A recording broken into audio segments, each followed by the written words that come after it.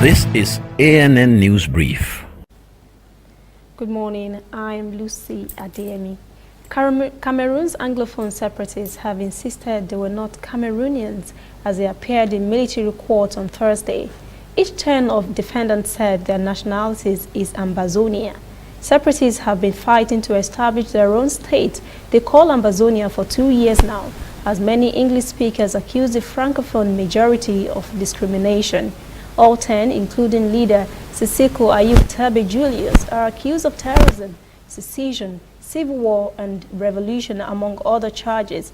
Meanwhile, a top U.S. diplomat in Africa says the separatist crisis in Cameroon could get much worse. Tibonagi told reporters on Thursday that he is greatly worried the situation in Central African nation is worsening by the day. The U.S. diplomat suggested some form of decentralization in Cameroon as mentioned in a proposed constitution for the country. Togo's government has banned a series of planned opposition protests in the country. It says the marches pose a security risk.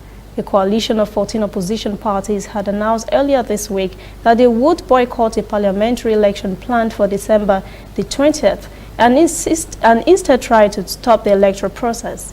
The opposition are demanding a constitutional reform to reintroduce a 2-term limit for presidents. Coalition coordinator Brigitte Ajamagbo Johnson says there are no grounds for the ban and they intend to carry on with the protests. Stay with us, we'll be back after this short message. If you know fit go internet or follow for Twitter, you know fit snap photo send or get it photo send. That because you dey use Palasa, your phone no dey answer. See me see wahala.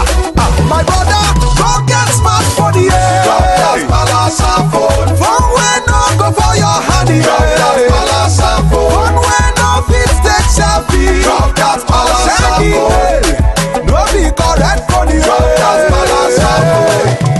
Upgrade to a smartphone today and get double data for 6 months on any MTN data bundle you buy. Simply purchase a smartphone from any store anywhere in Nigeria or bring your current smartphone from any network. Insert your MTN SIM card to start enjoying your double data bonus. Offer is open to all new and existing MTN subscribers. Join the largest smartphone movement today. Make it not for your hand.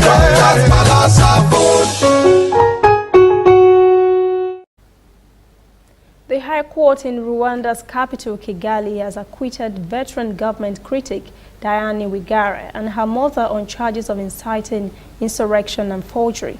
A 3-judge panel told a packed court on Thursday all the charges were baseless. The 37-year-old accountant has repeatedly accused Kagame of stifling dissent and criticizes Rwandan Patriotic Front's unyielding grip of power since 24 years ago. Wagire said she was very happy with the court decision, but will continue with her political journey. She says everything she talked about in the past has not yet been resolved. Diane says there are still many political prisoners in the country. Meanwhile, Amnesty International says it's hopeful that the acquittal of Diane Wigara will bring in a new era of greater tolerance and acceptance of critical views in Rwanda.